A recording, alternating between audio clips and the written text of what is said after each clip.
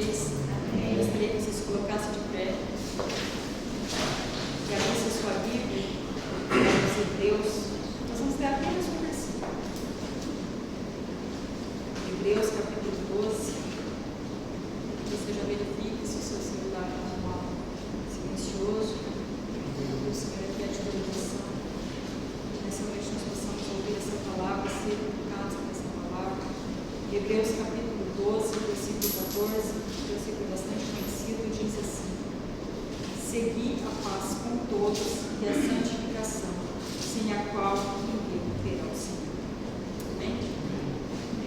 Quando nós falamos de santificação, a palavra fala de santificação nesse texto, nós entendemos a importância que tem a santificação do cristão, que é algo primordial, que ele diz que sem a santificação ninguém verá o Senhor. Nós somos justificados quando conhecemos a Jesus, quando aceitamos, fomos alcançados por Jesus, e no final, quando Jesus vier nos buscar, nós seremos glorificados. Mas neste tempo há um processo de santificação. Nós precisamos e somos então chamados a uma vida de santificação. A santificação é um processo que todo cristão passa. Processo de aperfeiçoamento para nós não chegarmos à estatura, ao caráter de Cristo, a sermos moldados na segunda vontade do Senhor. E muitas vezes nós vemos pessoas, até mesmo dentro da igreja, que não têm um crescimento, não têm uma mudança de vida, e nós não entendemos. Mas a palavra nos diz que é necessário a santificação. Só que a santificação ela só acontece na vida daquele que tem Jesus. Não é algo que nós fazemos por nós mesmos. Não é algo que nós desejamos e conseguimos fazer por nós mesmos. Mas a palavra diz que sem ela nós não veremos o Senhor. Mas a santificação é um processo do Espírito Santo produz em nós. De que maneira? Pela palavra, pela vida de obediência à palavra, de conhecimento da palavra, pelo agir do Espírito Santo em nós. Então é necessário que haja nesse período, enquanto nós estamos nessa terra, que nós sejamos então santificados pelo Senhor. A palavra nos diz que quando nós somos alcançados por Jesus, nós somos redimidos do nosso pecado. Aquilo que separava o Senhor já não nos separa mais. Mas nós ainda vivemos num mundo corrompido, nós ainda temos uma natureza caída e nós ainda vivemos sob o domínio do pecado. Então, muitas coisas que às vezes você não quer fazer, você faz, mesmo sendo cristão. Só que é isso, quando você conhece o Senhor, a santificação, então vai gerar em você um desejo de não praticar este pecado. Quando você erra, falha e não se entristece com isso, você não está no processo de santificação. Quando você continua tendo uma vida que não condiz com a palavra do Senhor, mas isso não te incomoda, algo está errado. Porque a palavra diz que os servos, aqueles que conhecem o Senhor, eles vão num processo crescente de busca de santidade. Santidade não é perfeição, nós não alcançaremos perfeição nessa terra, mas é de separação daquilo que não agrada mais ao Senhor, mas que glorifica o Senhor através das nossas atitudes. Então, todo aquele que conhece o Senhor Jesus precisa estar no processo de santificação, de mudança de caráter de Cristo. Quando você falha, quando você erra, quando nós falamos e nós erramos, você se entristece, você se arrepende, você fica constrangido, você é constrangido por Deus por você. Então, a palavra aqui é muito séria, de dizer que sem a santificação não veremos o Senhor. Nós não veremos o Senhor, pode ser de cada um de nós estar na presença do Senhor, se nós não estivermos nesse processo de santificação. Então, meu desejo nessa noite é que nós que fomos alcançados pela graça e misericórdia do Senhor, justificados, possamos estar conscientes da necessidade de uma vida de santidade, uma vida mesmo de busca do Senhor, uma vida de mudança de atitudes, se aquilo que nós temos vivido, se aquilo que nós temos feito não tem agradado ao Senhor, nós possamos então reconhecer isso e buscar a direção da palavra. Porque a palavra do Senhor é que é a luz das nossas vidas, não para pôr os seus pés, é a palavra e luz para dois caminhos. Disso, a palavra do Senhor, se quiser dizer. Então, que você nessa noite possa estar clamando ao Senhor, que te traga essa santificação, que te traga essa vida de busca constante, de orientação da palavra, que você perceba essas marcas de Cristo na tua vida. Nós vamos vê-las na vida de todo aquele que conhece realmente ao Senhor, essa mudança, essa transformação. Se não está alterando, nós precisamos estar questionando em nós. Eu tenho me entristecido com o pecado, eu tenho desejado viver uma vida de santidade que agrade ao Senhor. Quando eu falho, isso, eu sei que aborrece ao Senhor, isso me incomoda, ou perguntando, eu já sei que fui salvo por Jesus, então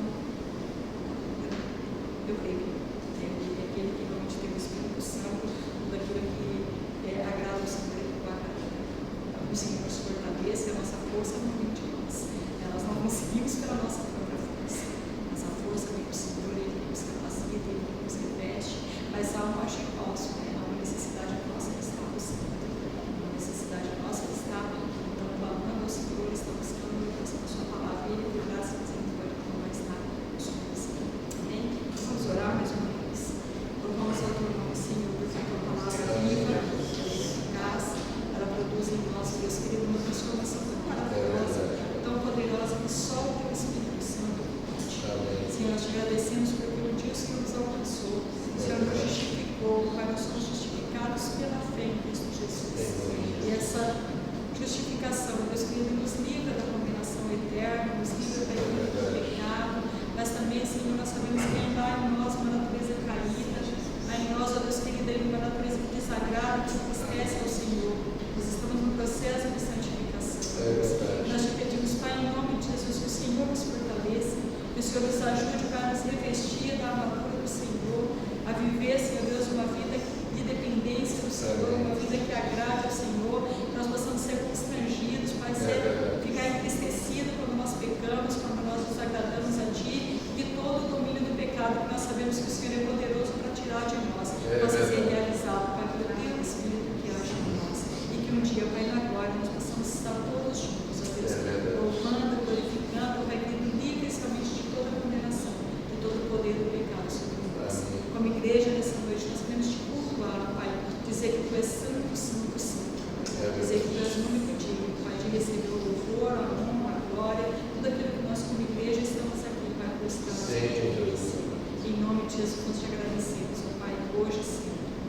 Amém. Pode se sentar, querido. Vamos abrir a Bíblia no livro de 1 Coríntios 11. Nós vamos ler o versículo 23 a 26.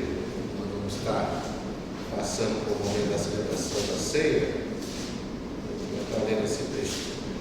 1 Coríntios 11, versículo 23 a 26. Ok? Todo mundo já achou? Amém. Então vamos ler. Fala assim: porque eu recebi do Senhor, e também vos entreguei, que o Senhor Jesus, na noite que foi traído, tomou o pão, e tendo dado graças, a partir disso, este é o meu corpo, que é dado por vós, fazei isto em memória de mim. Por semelhante modo, depois de haver ceado, tomou também o cálice, dizendo: este cálice é a nova aliança no meu sangue, fazei isso todas as vezes que bebedes em memória de mim. Porque todas as vezes que comedes esse pão, bebedes o cálice, anunciais a morte do Senhor, até que Ele venha. Vamos, ó Pai, em nome de Jesus, nós queremos, ó Pai, nesse momento no qual nós vamos estar celebrando a ceia do Senhor, nos colocarmos, ó Pai, diante da Tua presença e pedimos a Ti para que o Senhor sonde a nossa vida, sonde o nosso coração, vê, ó Deus, se há algum caminho mal, vê se existem coisas que nós precisamos nos consertar, Pai, diante do Senhor, e pedimos para que o Senhor possa sempre estar ministrando, trabalhando, Pai, sobre as nossas vidas, essa palavra que a Tua filha Nelly trouxe na abertura. De fato, nós precisamos viver essa vida de santificação, afinal de contas, nós somos chamados para viver, Pai, a Sua vida, para seguirmos a Sua direção, seguir os Teus preceitos, os Seus mandamentos, termos como regra de fé e prática de vida cristã a Tua própria palavra. Por isso, Pai, nós precisamos de fato procurar sempre exercer e praticar tudo aquilo que a Tua palavra nos ensina.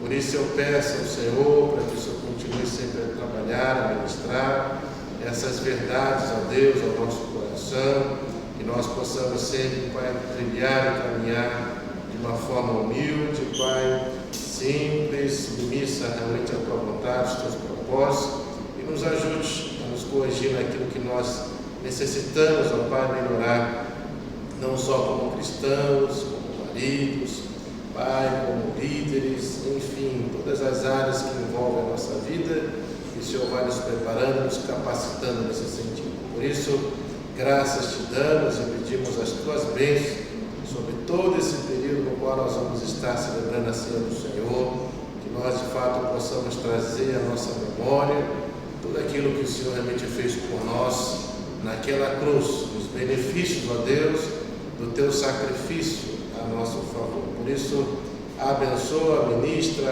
opera com o teu poder e com a tua graça, para a honra e glória do teu santo nome e teu plano, e peça-te, em nome de Jesus, amém. Deixa eu já convidar então o Daniel, a Daniel está aqui à frente, para que eles possam também estar nos ajudando nesse momento de celebração da ceia do Senhor. Amém?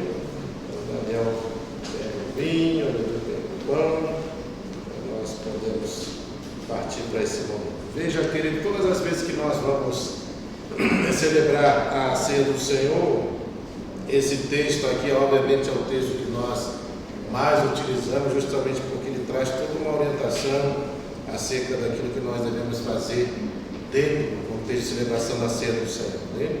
E geralmente é sempre esse texto de 1 Coríntios 11, que a maioria dos pastores líderes utilizam, mas óbvio que tem texto também em João, né, em Mateus, né, que também trata, Marcos também trata acerca também desse mesmo assunto, né?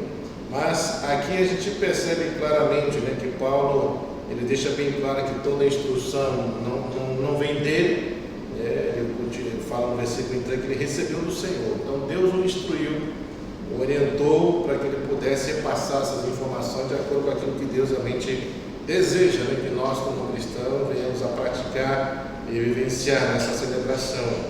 E aí ele fala que da mesma forma como ele recebeu, ele está então entregando para a igreja, né, de Coríntios. E ele fala, porque eu recebi do Senhor, que também vos entreguei, que o Senhor Jesus, na noite que foi traído, tomou o pão. Então é justamente o dia da traição de Cristo que ele faz essa celebração da ceia, junto, né, com os seus discípulos. E ele sempre utiliza esses dois elementos. Ele toma o pão, e aí no versículo 24 fala, e tendo dado graças, o partiu e disse, isto é meu corpo que é dado por vós, e fazer isto em memória de mim. Então perceba que nós já estudamos acerca disso, né, que aqui a gente está vendo, né, essa ação de entrega do próprio Senhor a nosso favor. É o próprio Cristo que nos substitui. De fato, quem deveria estar naquela cruz éramos cada um de nós, né, porque nós que de fato somos pecadores, nós que pecamos, nós que falhamos, nós que temos debilidades nesse sentido, né? Então nós que teremos que fazer isso, mas a gente percebe aqui essa ação. Por isso que a gente fala que quando nós olhamos para aquilo que Cristo fez, a gente vê essa ação de graça mesmo, né? Esse favor imerecido, né? E você vê também essa ação do amor dele. Deus foi capaz de nos amar de uma tal forma, né, que ele faz isso mesmo a gente não sendo merecedores dessa ação. Então ele nos substitui, ele vai para aquela cruz, né, em obediência ao Pai, para cumprir também os propósitos que Deus tinha com relação à questão de salvar as nossas vidas da condenação do pecado. E assim o Senhor faz, e o mais interessante, de forma voluntária. Ninguém obriga Jesus a fazer aquilo que ele não quer, ele faz porque quer, né? E essa ação ela é feita junto, né, tanto com Deus Pai, com Deus Espírito Santo, né, a Trindade. Os três estão ali uníssonos no propósito, na vontade, no objetivo, e assim eles fazem. E Cristo está ali para cumprir com isso. Jesus faz mesmo, ele se entrega naquela cruz. Por isso que a gente vê com grande amor Deus de fato nos amou. Nós não éramos merecedores, mas ele foi para aquela cruz. Ele morreu, padeceu, sofreu, lembrando, né, todo o contexto, né, que antes de ir para a cruz passou tanto sofrimento, né, como nós já conhecemos, e mesmo assim vai em obediência ao Pai para cumprir o propósito do Pai. E ele se entrega, né, justamente aí na noite que ele foi traído. Ele se entrega ao meu, ao teu favor naquela cruz, nos substitui, e paga o preço pela condenação do pecado, que é a morte. Né? E ele faz isso, então, à medida que ele faz isso, ele deixa bem claro que nós devemos fazer isso também em memória dele, né? Em memória do próprio Senhor, trazer à nossa mente aquilo que Cristo fez ao meu favor e ao seu favor. Por isso que toda vez que nós comemos do pão, da ceia, bebemos do cálice, nós sempre temos que trazer à nossa mente o sacrifício de Cristo, o que Cristo fez e os benefícios que esse sacrifício traz para todos nós. Lembrando que todos nós estávamos condenados. Não tinha outro resultado, não tinha outra solução a não ser condenação. Mas através do sacrifício de Cristo, agora sim, pela fé, né, mediante a graça, nós podemos de fato assim, obter salvação pelo sacrifício de Cristo. Por isso que a gente fala que toda ação, todo mérito não é nosso, é dele, porque foi ele que fez, não fomos nós que fizemos, não fomos nós que fomos para cá na cruz, foi ele que foi de forma voluntária, foi ele que submeteu à vontade do Pai, foi ele que veio a esse mundo, foi ele que se encarnou, se fez carne, né, cumpriu tudo aquilo que os profetas, a lei falava, os salmos referia-se acerca dele, e foi em obediência até morte e morte de cruz. Né? Então tudo isso deve fazer que nós trazemos à nossa mente o que Cristo fez. E aí, além disso, ele fala no 25, por semelhante modo, depois de haver ceado, tomou também um cálice, dizendo: este cálice é a nova aliança no meu sangue, fazer isso todas as vezes que bebedes em memória de mim. Né? Então agora o Senhor mostra aí literalmente, aqui a importância não é o cálice em si, mas é o que está dentro do cálice, né? Que é o sangue de Cristo, que vai ser vertido, derramado ao nosso favor. E isso que é importante nós entendermos, né? Que a importância não está no cálice em si, mas naquilo que está dentro do cálice, que é o próprio sangue de Cristo, né? Sangue esse que nos permite hoje nós termos uma nova aliança no Senhor, né? E é bênção, né? Porque quando nós falamos de aliança, nós falamos de algo que não se quebra, que é eterno. Por isso que na nossa própria aliança mesmo, que a gente usa como casais, quer dizer, não tem começo nem fim. A ideia é essa, a aliança é isso, é o eterno, né? Não tem onde parar, não tem um começo, não tem um fim. E Cristo faz isso por nós. Hoje nós temos uma aliança nele para a eternidade, né? Nós estaremos com o Senhor eternamente, né? Então isso é bênção, né? Nós sabemos disso.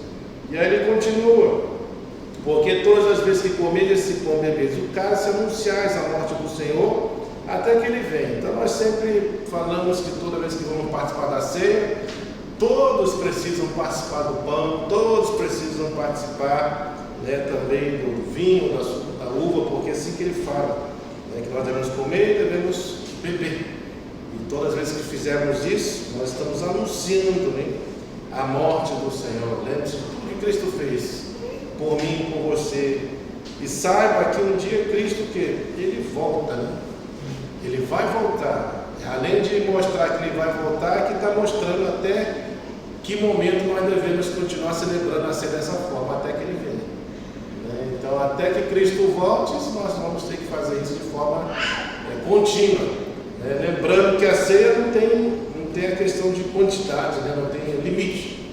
Tem igreja que faz toda semana, tem igreja que faz uma vez por mês, como a gente faz, tem igreja que só faz eventos especiais, né? Mas o importante é que se faça isso, né? Que a gente possa trazer a mente. Então ele declara aí o tempo que nós devemos fazer isso, até que o Senhor volte, né? Então aí tem duas afirmações: a primeira é de que o Senhor vai voltar, e a segunda é o tempo que vai durar a ceia que nós fazemos aqui em vida, né? Tem que ser feito até que Cristo volte, né? Então deve prosseguir dessa maneira. E aí ele fala então, demonstrando bem claro que essas são duas coisas que a gente precisa sempre ter em mente. E a terceira é o fator de que Jesus estava aí com os seus discípulos. Nós sempre falando, né, que ceia, além de falar do sacrifício de Cristo, além de falar da esperança da volta do Senhor, fala também acerca de comunhão, privilégio de nós fazermos parte dessa mesma mesa cujo Senhor, espiritualmente falando, está presente, né? E aí ele sempre fala que ceia, ela tem essa representação dos dois grandes mandamentos, que no caso é amar o Senhor teu Deus de todo o coração, de toda a tua alma, de todo o teu entendimento, com todas as suas forças, porque fala dessa relação com o Pai, o amor a Deus fala dessa relação, na vertical com Ele, e depois ame o teu próximo como a ti mesmo. Então, na relação horizontal, um homem com um homem. E é o que nós estamos fazendo aqui. Nós estamos aqui se relacionando na horizontal, mas ao mesmo tempo, espiritualmente falando, na vertical também com Deus. E tudo começa nele, né? Isso é fato.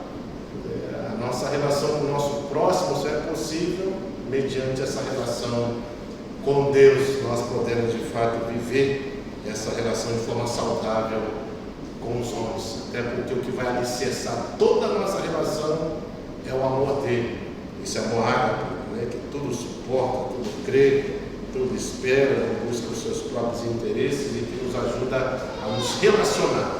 Por isso que 1 Coríntios 13 fala desse amor de Deus, e todo o capítulo fala de relacionamento, e principalmente relacionamento com o nosso próximo, a forma como nós devemos relacionar com os nossos irmãos. Então, essa é a forma que nós devemos estar sempre tendo em mente quando vamos celebrar a ceia. Ao comer do pão, ao beber do cálice, traga à sua mente o sacrifício de Cristo, tenha sempre essa esperança no seu coração de que um dia ele vai voltar, porque esse texto está falando sobre a volta, e fala do tempo que nós devemos fazer isso, e também do privilégio que você tem de poder fazer parte dessa mesa. Né? E é o que nós sempre falamos. Se um presidente não, o primeiro do Japão, viesse te convidar, o imperador te convidasse para você poder fazer parte da mesa dele, já seria uma grande honra, um grande privilégio para poucos, né? Porque ele não vai ficar chamando qualquer pessoa. Agora eu fico imaginando, se isso já seria uma honraria para nós, imagina fazer parte da mesa cujo próprio Senhor se faz presente. E um dia todos nós, de todas as tribos, línguas, nações, um dia estarão lá celebrando a grande ceia do Senhor. E vai ser uma coisa assim maravilhosa nesse sentido. Né? Nós podemos ver todos aqueles que fazem parte do corpo de Cristo, todas as gerações, Abraãozinho, Jacózinho, José, e a todos aqueles que a gente conhece na história bíblica. Um dia nós vamos estar lá, junto com eles também, poder realmente ter essa bênção, esse privilégio de poder encontrar eles, cada um deles, e acima de tudo, nosso próprio Senhor Jesus, que é a bênção maior. Amém? Então vamos, eu queria convidar você que vai participar, que você ficasse de pé. Eu vou pedir para Leni orar pelo pão, depois o Daniel vai estar orando pelo suco da uva, e a gente vai estar orando junto com eles. E logo depois que eles terminarem a oração, eles vão estar passando, distribuindo esses dois elementos. Amém? Então, Leni ora pelo pão, que simboliza o corpo de Cristo, e depois Daniel ora pelo suco da uva, o vinho, que simboliza o sangue do nosso Senhor. Amém? Vamos orar junto com eles.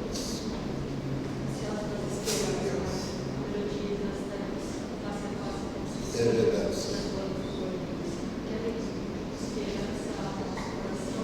É verdade. Enquanto aqui estamos, faz celebrar a ceia, também com ele. É verdade. Deus, que representa o teu corpo, guarda de madeira. Senhor, eu convido que desceu do céu, É verdade.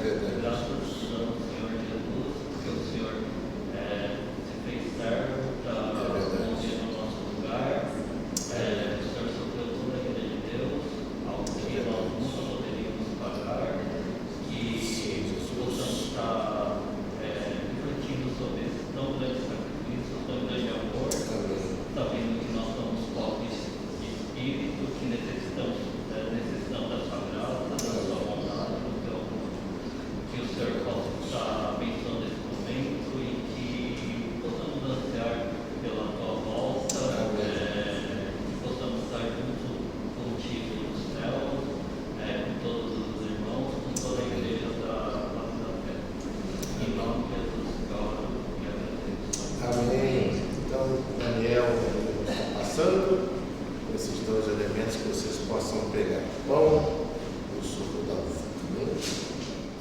Alguém deixou de receber pão da uva? Ok, então nós já oramos, né? Então nós vamos comer e beber. Amém? Então tomamos e bebemos. Senhor, a sua palavra declara que todas as vezes que nós comemos desse pão e bebemos desse cálice, nós anunciamos a morte do Senhor até que o Senhor venha. Pai, nós queremos levantar essa oração de gratidão, Senhor. Obrigado, Senhor, por tudo aquilo que o Senhor fez na cruz por nós. Obrigado por o Senhor ter nos substituído. Obrigado por o Senhor ter pago, Pai, o preço pela condenação dos nossos pecados, que seria a morte. Obrigado, Senhor, porque através do sacrifício hoje nós podemos ter vida. Hoje nós podemos ter comunhão, Pai, com o Senhor. E nós temos a esperança, a expectativa, Pai, que um dia o Senhor há de voltar. Um dia nós estaremos para sempre, Pai, na presença do Senhor. Por isso nós queremos, ó Pai, louvar a Ti, agradecer, Pai, pelos Teus feitos, louvar pelo privilégio de nós podermos participarmos, ó Pai, desse momento tão grandioso, Senhor, tão poderoso. Obrigado por tudo que o Senhor fez, ó Pai, a nosso favor. Obrigado por todos os irmãos aqui presentes, pela oportunidade de nós, como igreja, podermos, ó Pai, estarmos tendo esse momento de comunhão na Tua presença. E que o Senhor continue sempre a ministrar, Pai, sobre a vida de todos. Dai-nos graça, dai-nos sempre direção, dai-nos sabedoria, discernimento sobre todas as coisas. Dai também, Pai, essa unidade, Senhor, tão importante, Pai, dentro das igrejas. Que o Senhor possa nos unir, Senhor, que nós possamos ter uma só alma, um só coração e lutarmos, ó Pai, em prol da unidade, da comunhão do Teu povo. Por isso, ministra, abençoa, opera, mova com o Teu poder, com a Tua graça, para a honra e glória do Teu santo nome, que eu clamo, Senhor, e peço a Ti. Em nome de Jesus Cristo. Amém. Deus abençoe, queridos, podem se assentar. Não vai só passar para recolher os cálices, né?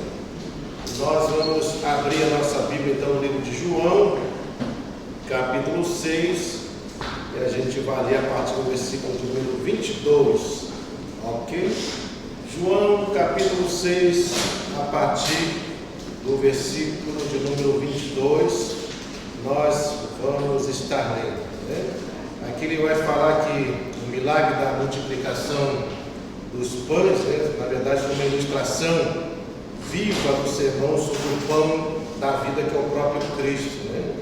Esse sermão ele vem na forma de 3 discursos de Jesus, e nós vamos estudar hoje, no caso, o primeiro discurso, que é precedido por uma interrogação dos judeus. Então vai do versículo 22 até o versículo 40. Existe essa interrogação que os judeus levantaram acerca, né, do próprio Cristo, que é o pão da vida. O segundo vem em resposta à murmuração, né, dos judeus. E aí a gente vai ver do versículo 41 a 51. E o terceiro decorre de uma disputa, né, dos judeus, que vai do versículo 52 a 59. E o sermão ele vai terminar, né, com 2 reações. Uma negativa, né, a gente vai ver quando muitos dos discípulos saem escandalizados e obviamente cheios de descrença e abandonam o próprio Cristo, né, nesse sentido. E outra positiva, onde nós vamos ver quando Pedro, em nome de seus discípulos, ele reafirma sua confiança em Cristo como o único que possui palavras de vida eterna. E aí a gente vai estar então estudando acerca disso. Então, todo esse texto do versículo 22 até o 71, ele está dividido então nessas 4 partes, né, que nós vamos estar estudando. E hoje nós vamos estudar somente a primeira parte desse sermão, que é precedida aí por uma interrogação dos judeus, que vai do versículo 22 até o versículo de número 40. E hoje, como tema, nós vamos estudar então Jesus, o pão da vida. É o próprio tema aí que está em cima do próprio versículo de número 22, e nós vamos estar estudando acerca disso. Ok? Vamos ler então do versículo 22 até o 40, fala assim: no dia seguinte a multidão que ficara do outro lado do mar notou que ali não havia senão um pequeno barco e que Jesus não embarcara nele com seus discípulos, tendo estes partido sós.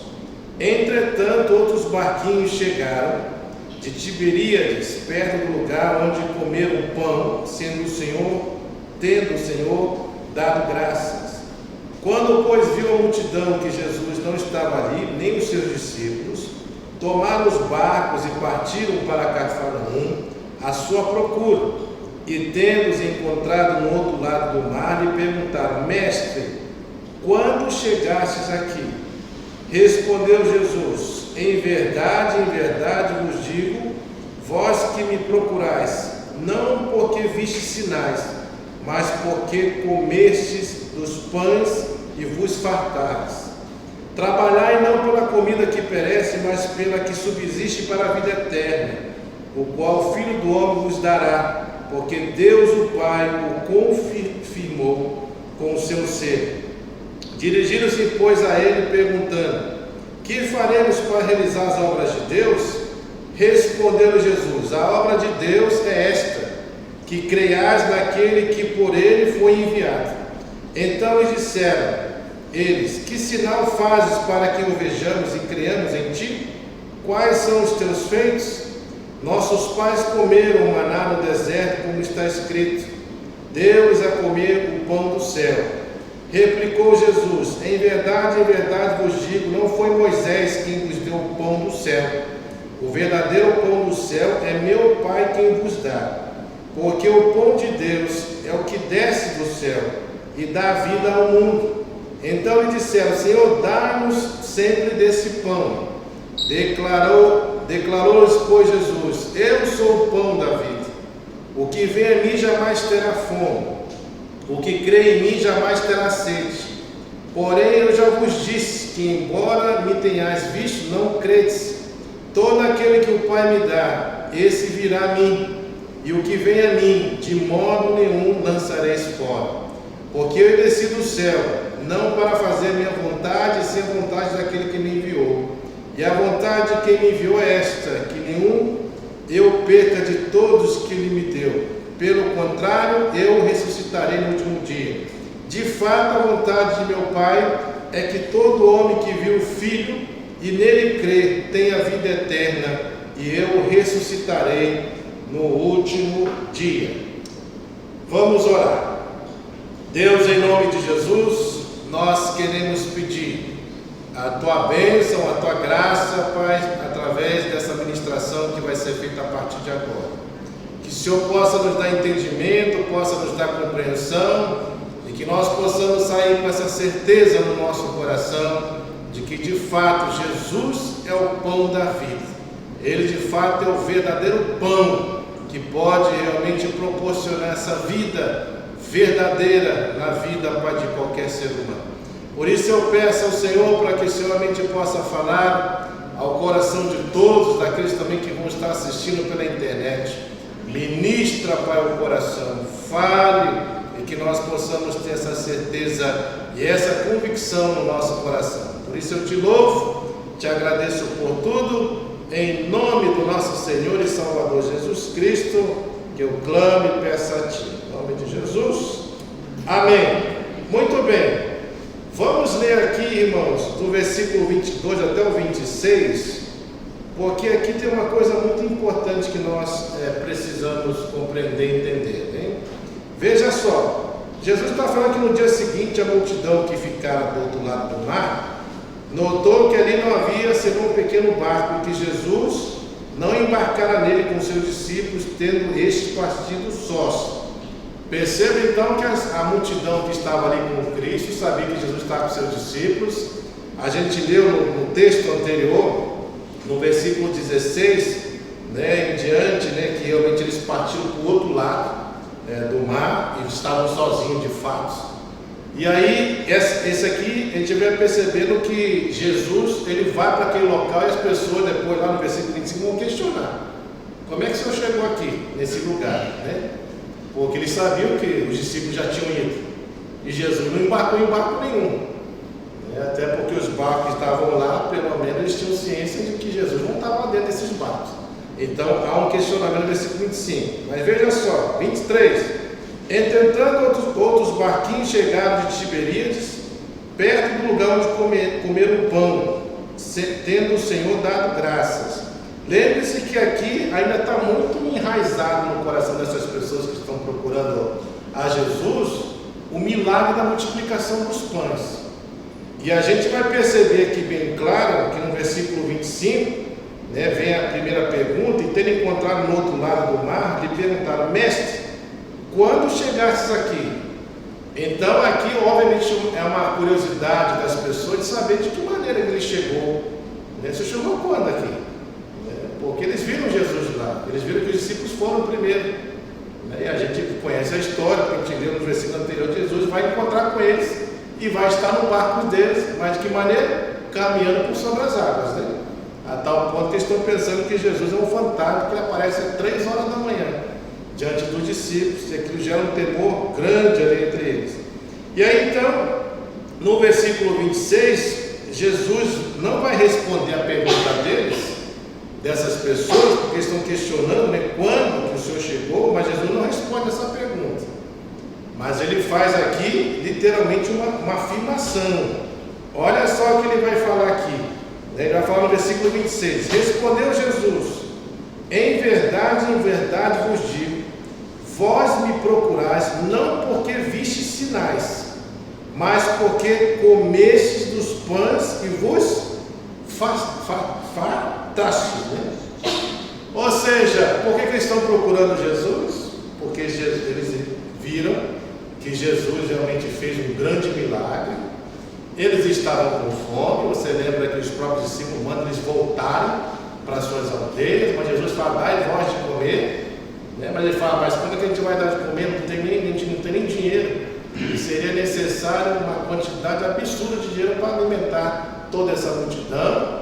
Aí depois vem outro discípulo e fala: tem 5 pães e 2 peixes, mas o que é 5 pães e 2 peixes para uma multidão de mais de, como a gente já calculou, né? Por exemplo, provavelmente deve ter mais de 40 mil pessoas. É insuficiente, né? E eles estão ali lembrando de tudo isso, lembraram que Jesus realmente fez, operou um milagre grande, fartou a fome deles, né? E eles realmente comeram assim de uma forma abençoada a tal ponto, né, que até sobrou comida.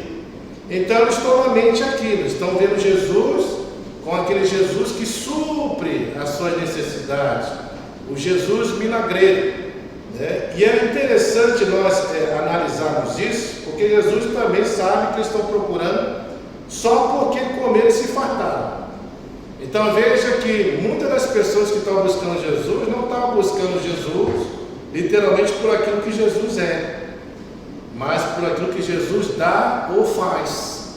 E se a gente for perceber isso, a gente vai ver que nesse versículo 26, ele está falando dessa questão de motivação errada que as pessoas têm.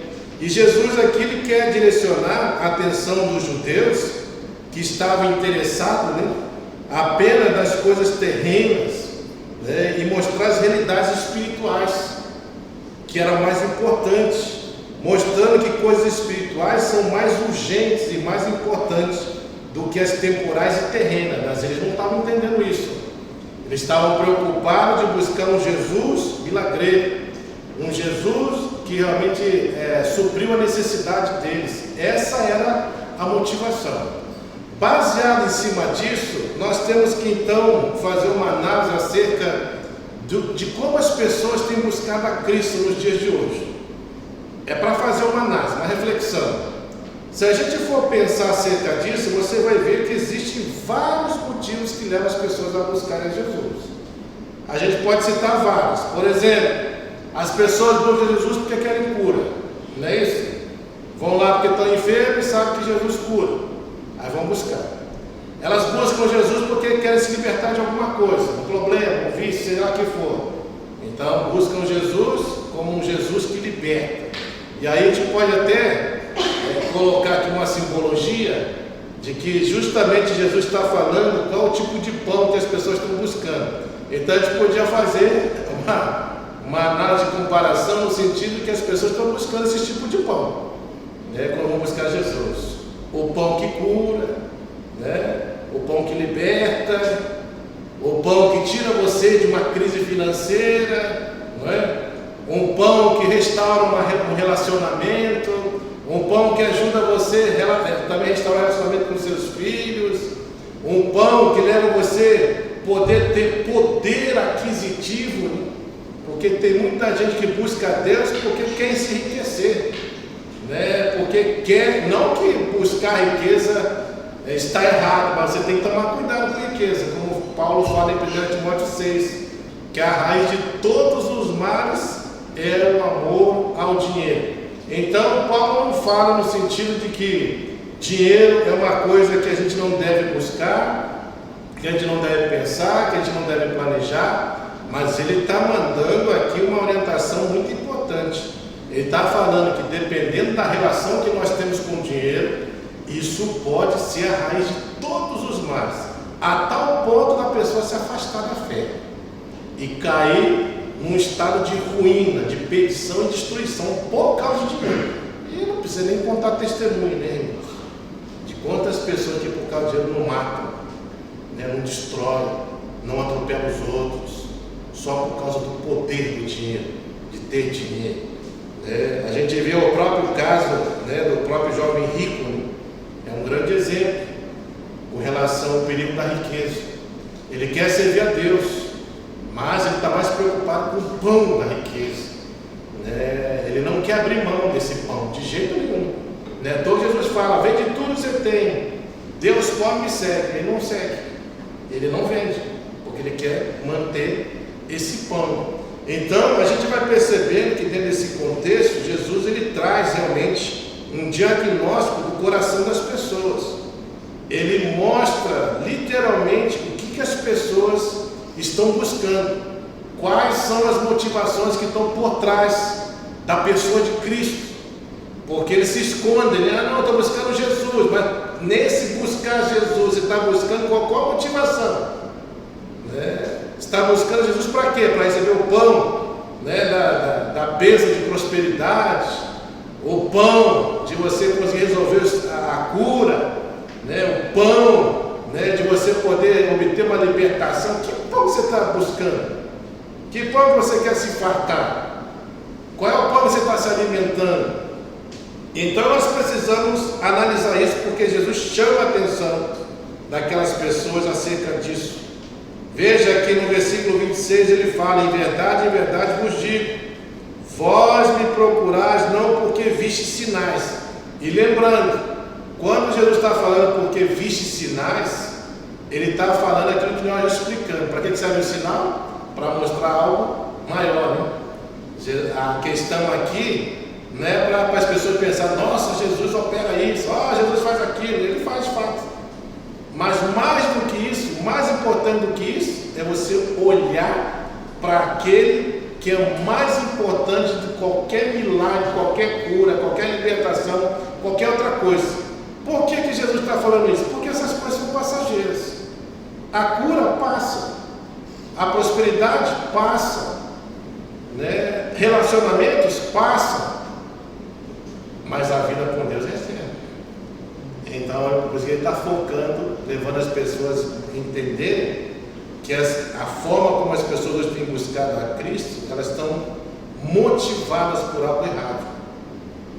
Por algo errado. E isso tem uma consequência, que eu falo assim, que a culpa dessas ações são o quê? Os pregadores. São os líderes e pregadores, porque eles enfatizam isso. Não é assim? Vem para cá e teu problema acabou. Vem para cá e resolve o teu problema familiar. Vem para cá e teus problemas financeiros já eram. Vem para cá e você vai ter a cura. Vem para cá e qualquer coisa que você quiser nesse sentido, você obtém na igreja.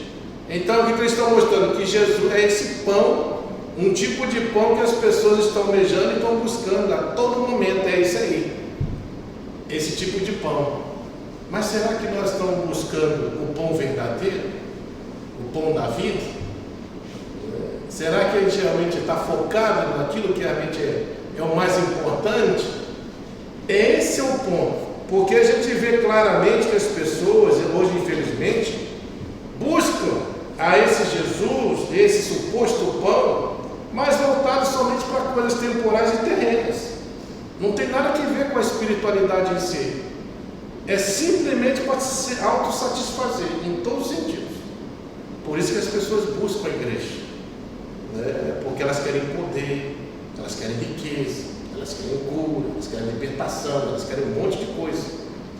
Mas o problema não é buscar essas coisas, o problema é você, em detrimento dessas coisas, deixar aquilo que é o mais importante, que é o próprio Cristo.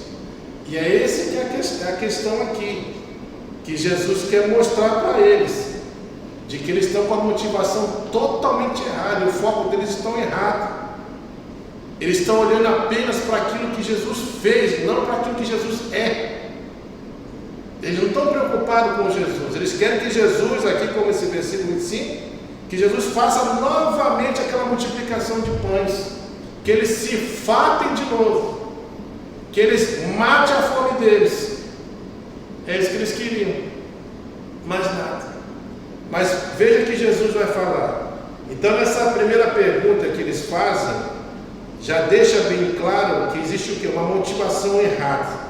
E Jesus ele quer direcionar realmente a atenção dos judeus, né, que estavam interessando apenas nas coisas terrenas, às realidades espirituais. Jesus está querendo mostrar isso. Por isso que o próprio apóstolo Paulo, lá no capítulo de Colossenses, vamos ler esse texto aqui, Colossenses 3, olha só que Paulo vai falar aqui, Colossenses capítulo 3, a partir do versículo 1. Essa é a visão que todo cristão deve ter com relação a Cristo. É isso aqui. Ele vai falar assim, ó, capítulo 3, a partir do versículo 1. Portanto, se fosse ressuscitado juntamente com Cristo, ele está falando daqueles que nasceram de novo, né? São cristãos. Então fala, se fosse ressuscitado juntamente com Cristo, buscai o quê? As coisas do alto, as coisas espirituais, onde Cristo vive, está sentado à direita de Deus. Pense no quê? Nas coisas do alto, não nas que são terrenas. Porque morrestes e a vossa vida está oculta com Cristo em Deus. Quando Cristo, que é a nossa vida, se manifestar, então vós também sereis manifestados com Ele em glória. Então perceba que você está com o foco certo, com a motivação certa, vai levar realmente você buscar aquilo que é o mais importante. Isso tem sentido, irmãos, porque veja, qualquer coisa nessa vida aqui que você possa ter, qualquer coisa, você pode ter o melhor carro, a melhor casa, o melhor serviço, pode ter o seu teco-teco, pode ter o seu avião, pode ter o que você quiser nessa vida, pode ter. Mas uma coisa é certa, daqui você não leva nada, nada. Ainda tem outra, a nossa vida passa muito rápido aqui nessa vida. Para você ver, eu estou com 49, não parece, né? 49, parece que tem uns 15, 13, por aí, cada perna, né? Mas já são 49 anos. Daqui a pouquinho eu já estou com 60, 70, 80, já está batendo as portas aí para ir embora, né? E é assim, a nossa vida é assim. E o que Jesus está falando é exatamente isso. Não é que Jesus está falando para você que você tem que abandonar tudo nessa vida, que você deve abandonar o seu trabalho, deve abandonar a tua saúde. Não é isso que ele está falando. Mas ele está falando que nós não podemos perder da nossa mente, do nosso foco, dos nossos objetivos como cristão, a vida espiritual. A gente jamais pode abrir mão da vida com Deus, do relacionamento com Cristo.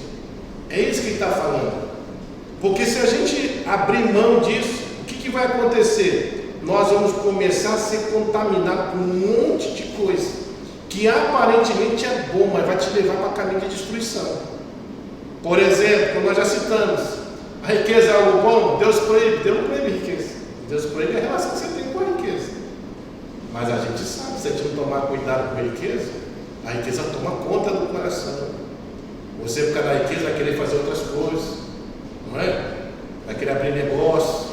Aí abrir um negócio, sendo uma coisa sua, você não vai ter muito tempo, você vai se dedicar àquilo.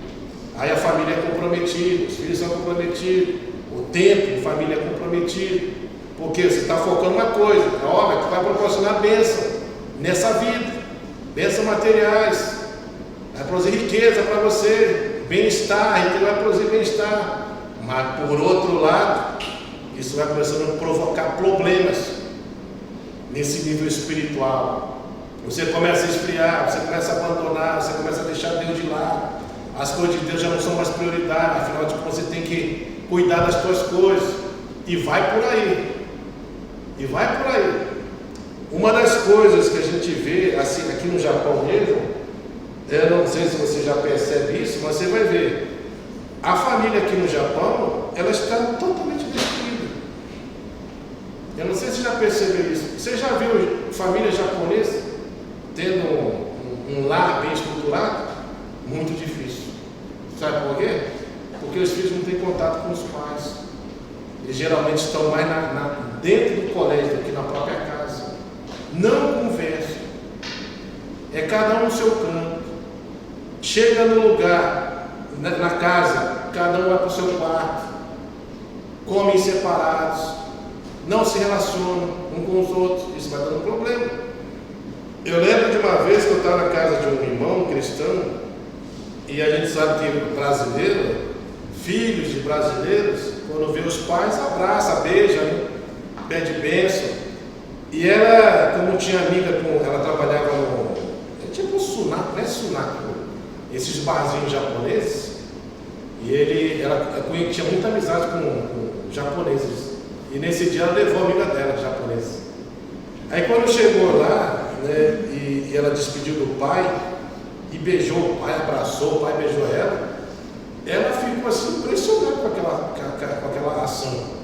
Não só quando foi embora, mas quando chegou. E no final ela falou: vocês fazem isso direto assim? Você abraça seu pai, você beija, ele beija você? Eu falei: isso aqui é normal. E ela estranhou, porque ela nunca fez isso. Você já imagina, a menina devia ter uns 20 e poucos anos, 25, não sei, acho que até mais. Nunca tinha beijado e abraçado o pai. Nunca. Nunca tinha feito isso. Nunca teve relação de afetividade nesse ponto, nesse grau. Eu sei que a cultura japonesa realmente assim não tem mesmo. Né? Não tem. E por causa dessa questão do trabalho, do colégio, aí a coisa desanda mais ainda. Vai desandando. E a gente então tem que tomar cuidado com essas ações, que essas coisas estão roubando a nossa vida, a nossa relação com Deus. Elas estão roubando de forma bem sutil. Outra coisa que está roubando, a internet rouba o seu tempo. Você já parou para perceber que hoje as pessoas não conseguem comer sem desligar a televisão, por exemplo? Sem ficar com o celular desligado? Você já parou? Você já parou comendo, você está lá mexendo no seu celular? Já automaticamente? Já parou para perceber que ao comer você tem que ligar alguma coisa para você ver? Porque pelo menos tem alguém falando no seu lugar, né? Aí você fica quieto comendo. Mas isso tudo vai atrofiando a comunicação. A tal ponto, eu já cheguei a conhecer um jovem que ele só conversava pela internet. As amizades dele tudo pela internet. Aí o que ele ficava? Ficava desde a hora de chegar no colégio até a madrugada. Ele, quando chegava na frente de pessoas assim normais, não conseguia falar nada. Sabe por que não falava? Porque nunca falava. Porque a comunicação dele era virtual, tudo pelo teclado, digitando. Só digitando. Ali na digitação ele era expert na comunicação. Mas quando chegava frente a frente assim, não conversava, atrofiava. É isso que está acontecendo na geração de hoje. Hoje ninguém mais senta. Todo mundo está ocupado com outra coisa. E dentro do contexto do Japão, cada filho está no quarto. Não se comunicam, não conversam, não falam. Isso quebra a relação familiar. E é por isso que nós temos que tomar cuidado.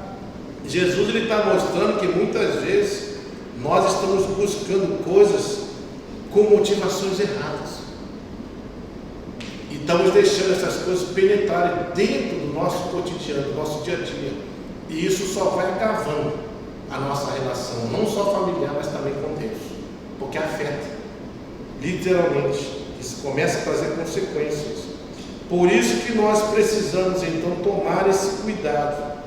Entender, né, que a própria apóstolo Paulo nos ensina o quê? Realmente a pensar nas coisas do alto. Ou seja, pensa naquilo que é eterno. Naquilo que vai desenvolver e vai focar naquilo que é mais importante. Não que trabalhar não seja importante, não que não ter dinheiro é importante, mas essas coisas não podem estar acima da nossa relação com Deus, jamais. Nunca pode estar. Porque se tiver, vai se tornar um Deus. E qualquer coisa que se torne um Deus na nossa vida, você pode ter certeza que você vai priorizar. O seu tempo vai ser para isso, a sua força vai ser para isso, a sua vida vai ser para isso, qualquer coisa vai ser voltada para isso. E aí as coisas de Deus se tornam coisas que? Secundárias. Por isso que a gente tem que tomar cuidado. E é por isso então, volta lá agora no texto, que Jesus então traz a orientação para eles. Ele vai mostrar aqui, Jesus vai dar uma ordem para eles, mostrando claramente: olha, vocês estão com motivação errada, vocês só estão buscando as coisas, né? E o que interessa a vocês são só coisas terrenas, né? As coisas daqui dessa vida, estão deixando as coisas espirituais de lado. E não entende que coisas espirituais são muito mais importantes, muito mais urgentes do que qualquer outra coisa. E aí então, veja só, no versículo 27, depois de Jesus então mostrar a motivação do coração deles, que eles estavam buscando Jesus, só por causa do pão que saciou a fome deles, e se fartaram. É isso, só estão buscando por causa disso. Aí Jesus fala assim, ó, 27, olha a ordem de Jesus. Ele vai falar: trabalhai não pela comida que perece, né? E aí ele fala: mas pela que subsiste para a vida eterna, o qual o Filho do Homem vos dará. Quem é o Filho do Homem? Jesus.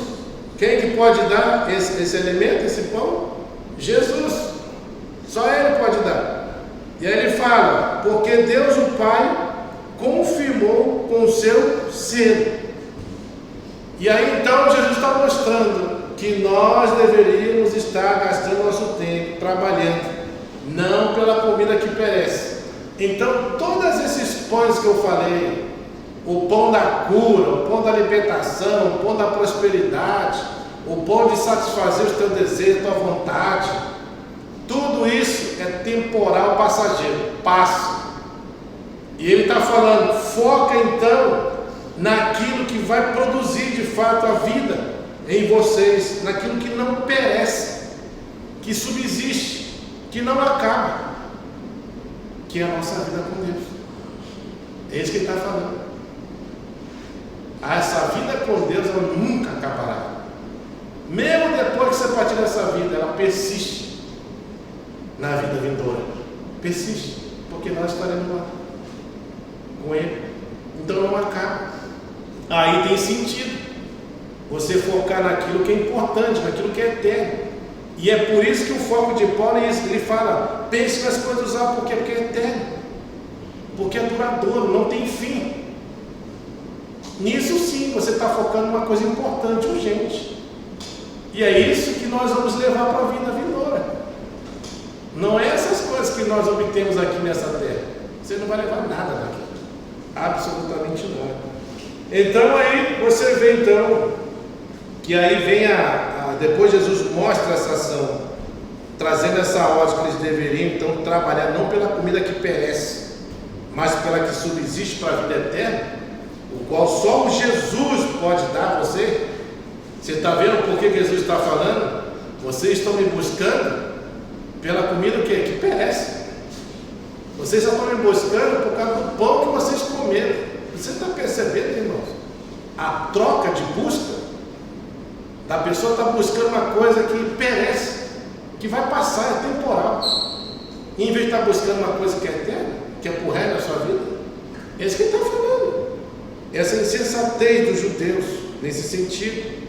E aí então no 28 vem a segunda pergunta. E aí então os próprios judeus fazem um pedido de esclarecimento referente a esse versículo 27. O que será então trabalhar não pela comida que perece, mas pela que subsiste para a vida eterna?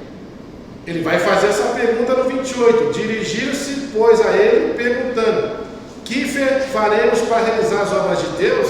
Então está se referindo a isso que Jesus estava mostrando para eles, dando essa ordem. Trabalhem pela comida que subsiste para a vida eterna, não pela comida que perece. É por essa comida que vocês têm que trabalhar, é por essa comida que vocês devem se dedicar. Em outras palavras, Jesus está falando que eles deveriam trabalhar por Cristo, pensando em Cristo, vivendo uma vida com Cristo, se relacionando com Cristo. É isso. Porque esse pão, esse alimento não tem fim, não acaba, vai perdurar para a vida eterna, né? É nesse sentido que ele está explicando aí no versículo de número 29. Aliás, a pergunta do versículo 28: que faremos para realizar as obras de Deus, né? Então essa resposta de Jesus deixa bem claro que de fato responde a Jesus no versículo 29: a obra de Deus é esta, que creias naquele que por ele foi enviado. Quem foi enviado? Jesus. Então, como é que eu trabalho pelo pão que subsiste para a vida eterna? É crendo em Jesus, focando em Jesus. É por isso que ele está chamando a atenção dos judeus. Vocês não estão focando naquilo que é mais importante. Vocês só estão preocupados em saciar a fome, em se fartar, em ter o que comer para essa vida que passa. Mas vocês estão pensando em um alimento eterno que vai saciar você por resto da vida, que é para a eternidade, que sou eu mesmo. Por isso que ele é o pão vivo que desceu do céu. Ele veio para saciar essa necessidade espiritual, dar vida, né, literalmente. E aí a gente vê, se é para crer, você vai ver então que a resposta que Jesus dá nesse versículo 29, porque ele fala, respondeu Jesus: a obra de Deus é esta. Então quer entender o que é trabalhar para a vida que subsiste? Creia em Jesus, creia naquele que foi enviado.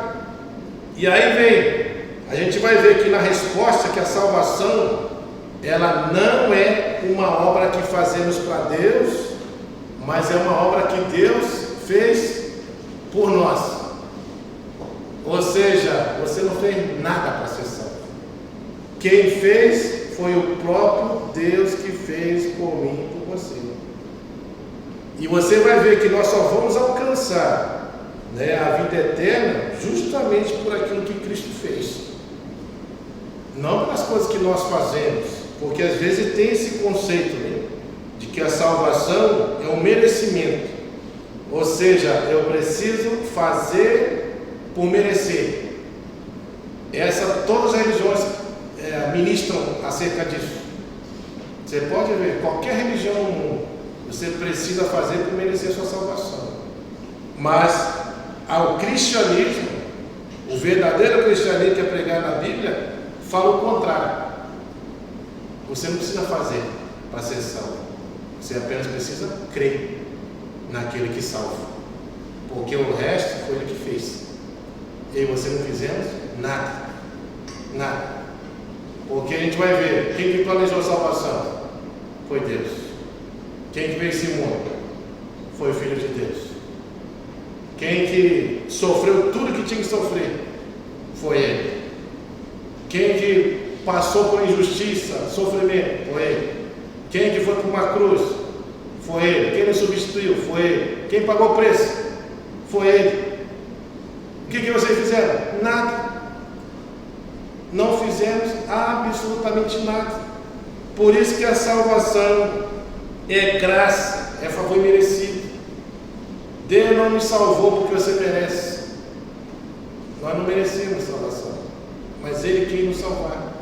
Por isso que nós temos que fazer é crer pela fé. A fé é o único meio para você obter salvação. Não tem outra coisa para você fazer, a não ser crer, mediante a fé no que Cristo fez ali naquela cruz. Então você vê claramente que ninguém vai alcançar a vida eterna por aquilo que fez para Deus. Ninguém.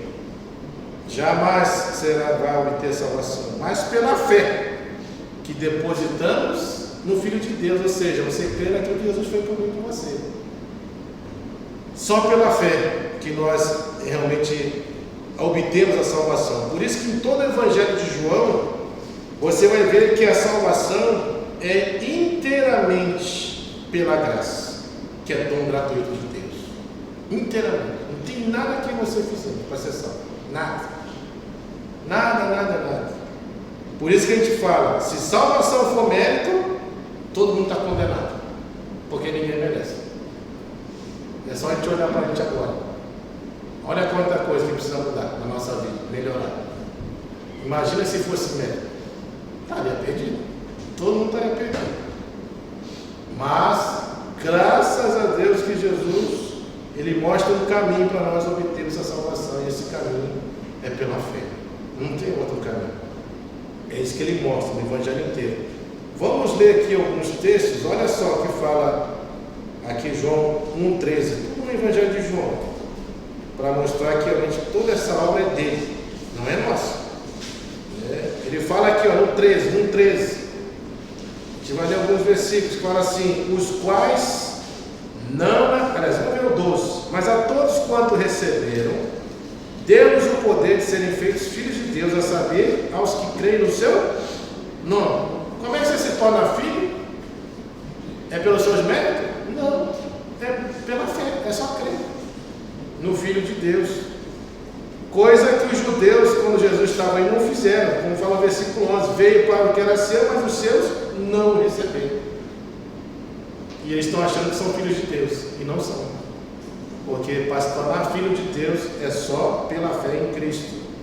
E aí ele continua, 17: porque a lei, 13, os quais não nasceram do sangue, então não é aí hereditário, nem da vontade da carne, ou seja, nenhuma pessoa por si só pode achar que ela vai ser salva, e nem pela vontade do homem, ou seja, homem nenhum pode salvar ninguém.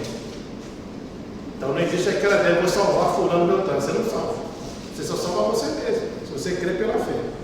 Então aqui está falando bem claro que aí no caso, e nem da vontade do homem, mas de Deus, ou seja, só Deus pode fazer isso. Só Deus pode se tornar filho. Aí no 29 fala: no dia seguinte viu João a Jesus, que vinha para ele, e disse: eis o Cordeiro de Deus que tira o pecado do mundo. Só Ele tira o pecado do mundo. E nós sabemos, que só tem uma pessoa que pode perdoar pecados. Quem que é? Deus. Só Deus perdoa pecados. E aí então deixa bem claro esse texto de João que Jesus é esse Deus. Ele é aquele que de fato pode salvar. No capítulo 3, versículo 3 fala: a isto respondeu Jesus: em verdade vos digo que se alguém não nascer de novo, não pode ver o reino de Deus. E como é que eu vou nascer de novo? Só por meio de Cristo, que isso acontece. 5. Respondeu Jesus: em verdade digo, quem não nascer da água e do Espírito não pode entrar no reino. Então você não vê nem entra no reino, se não for de fato pelo próprio Cristo. 16, ele fala: porque Deus amou o mundo de tal maneira que deu o seu Filho unigênito, para que todo aquele que nele crê não morra, mas tenha vida eterna. Então você só tem vida eterna, salvação por meio da fé em Jesus. 4, versículo 10. Replicou-lhe Jesus: se conheceres o dom de Deus, e quem é o que te pede, dá-lhe de beber, tu lhe pedirias, e ele te daria água viva. Então só Jesus pode dar a água viva, a água que faz jorrar, para a vida eterna. 14. Aquele, porém, que beber da água que eu lhe der, nunca mais terá sede. Jesus não está falando aqui de sede natural nossa, mas ele está falando da sede da alma, que vai ser o que? Saciada pela presença dele. Né? Então, ter a presença dele vai nos saciar completamente. 4:36. O ceifeiro recebe dele já recompensa, e tesoura o seu fruto para a vida eterna. E dessate que se alegram tanto o semeador como o ceifeiro. Então nós já temos essa recompensa ali, que é a vida eterna. 42. E diziam à mulher: já agora não é pelo que disseste que nós cremos, mas porque nós mesmos temos ouvido e sabemos que é verdadeiramente o Salvador do mundo. Então a gente vai vendo isso. 5:21. Pois assim como o Pai ressuscita e vivifica os mortos, assim também o Filho vivifica aqueles que querem. Então Jesus é o único que purifica as nossas vidas, da vida verdadeira. 6:27 fala assim: trabalhai não pela comida que perece, mas pela que subsiste para a vida eterna, o qual o Filho do Homem vos dará, porque Deus o Pai confirmou com o seu ser. 33. Porque o pão de Deus é o que desce do céu e dá vida ao mundo. 37. Todo aquele que o Pai me dá, esse virá a mim, e o que vem a mim, de modo nenhum lançarei fora. Inclusive tem pessoas que usam esse texto aqui de forma meio equivocada, né? Eu já vi pessoas quando estavam orando ao Senhor para pedir uma esposa, né? Uma namorada. Aí você utilizava aqui desse texto do versículo 37. Né? Colocava lá e falava assim: não, Senhor, a sua palavra fala, o que vem a mim, jamais, né? Lançarei fora. Para aceitar aquela pessoa mesmo, não estava nem aí. Pegava ela, né? Ou ele. E a vontade de quem me enviou é esta, que nenhum eu perca de todos que me deu. Pelo contrário, eu ressuscitarei no último dia. Então perceba que tem vários textos aqui, irmãos, que falam acerca dessa salvação. 44 também fala: ninguém pode vir a mim se o Pai que me enviou não o trouxer, e eu ressuscitarei no último dia. Você está vendo que toda ação vem de Deus? Não parte nada de nós. É Ele que te atrai, Ele que te busca, Ele que te traz, Ele que te leva até ao próprio Cristo. É Ele. Você não faz nada nesse ponto, apenas se submeter àquilo que realmente Deus quer. E 51, eu sou o pão vivo que desceu do céu. Está vendo aí onde Jesus quer que as pessoas se foquem? No pão, não é no pão que perece, mas no pão que subsiste para a vida eterna, que é Ele mesmo. Então por isso que ele fala no 51: eu sou o pão vivo que desceu do céu, e se alguém dele comer, viverá o quê? Eternamente. O pão que lhe darei pela vida do mundo é a minha carne. Então, só nele você pode obter isso. E aí tem outros textos, irmãos. Tem o 55, tem capítulo 14, versículo 2, 3 e 6, capítulo 15, versículo 5, capítulo 17, versículo 2, 6, 9, 12, 24, e capítulo 18, versículo 9. Tudo texto dentro do livro de João. Bom, a hora já está avançada, tem que sair até 9 horas, então não dá para prosseguir mais, mas depois eu prossigo esse terceiro ponto que está aqui, né? Terceiro questionamento que existe, que até agora a gente só trabalhou 2 questionamentos, o que está no versículo 25, versículo 29, não, 28, e depois a gente vai para o terceiro questionamento, que está no versículo 30, e eu vou estar encerrando essa parte que vai ter o 40, né? Mas como não dá para prosseguir por causa do tempo, então a gente vai parar por aqui, ok? Mas que a gente já tem em mente que a ideia de Jesus é exatamente isso: mostrar para cada um de nós e fazer a gente ter uma reflexão acerca de quais são as motivações que têm nos levado a buscar Cristo no nosso dia a dia, na igreja. O que te motiva? Quais são as coisas que estão por trás? E ele está falando: se o motivo não é Ele, não é Ele mesmo, então a nossa motivação está errada. Nós estamos perdendo tempo. Nós estamos trabalhando, gastando nosso tempo em coisa que perece, que não vai perdurar. Então nosso foco tem que estar nele. Por isso que é importante nós voltarmos para Ele, desenvolver essa vida, essa comunhão com Ele, porque é isso que perdura, e é isso que vai para o resto da nossa vida, para a nossa eternidade.